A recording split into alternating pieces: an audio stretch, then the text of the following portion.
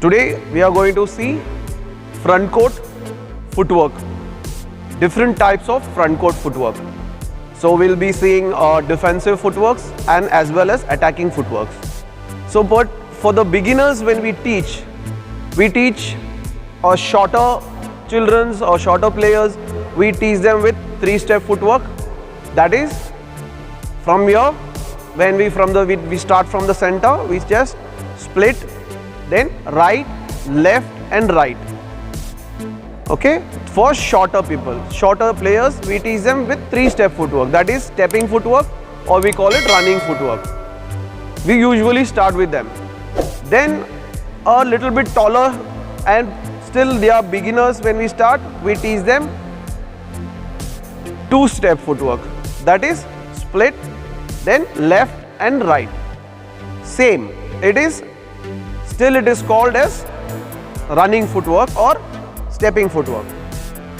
And now when we use, commonly if we see, standard footwork is chasing footwork. Chasing footwork is nowadays used mostly for front court.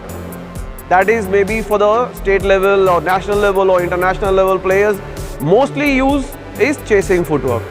Running and stepping footwork uses are very less. When our opponent pushes us to the extreme back court and then we have to come cross court or straight to the front, that is the time when we rarely use stepping footwork. Otherwise, when we take the shuttle from the center court and when we have to reach to the front court, then we normally use chasing footwork. Chasing footwork is the basic mechanism is split, left leg and then right leg, finishing with the right leg. Now, before going to the chasing footwork, we need to understand why we are not teaching the beginners chasing footwork and why we are starting with stepping or running footwork. Stepping and running footwork we teach them just because the beginners, they will not understand the mechanism of chasing footwork. Because in running or stepping footwork, it is like as if we are normally walking or normally we are running. So when we move, like normally when we move, we just move, walk and just return back. So this is easier for the beginners to understand how to move easily. And plus we have to teach them the proper placement of the foot. So that is very important for the beginners. But as we improve, as we go for the intermediate level or advanced level players, the game is faster. The shuttle speed which reaches to us is very fast. So when the shuttle comes to us very fast, we don't have time to just walk and receive. So we have to go faster. For that, the best footwork is chasing footwork. So chasing footwork also has 2 different types. One is when the shuttle comes close to the service line. So that time when we use is just move, just left and right when the shuttle comes closer to the center line, service line. But what we'll do if the shuttle is deep, exact close to the net? So that is the time when we use is cross leg footwork.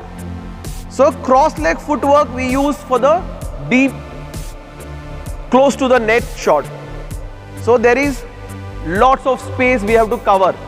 So that time when we use cross leg footwork.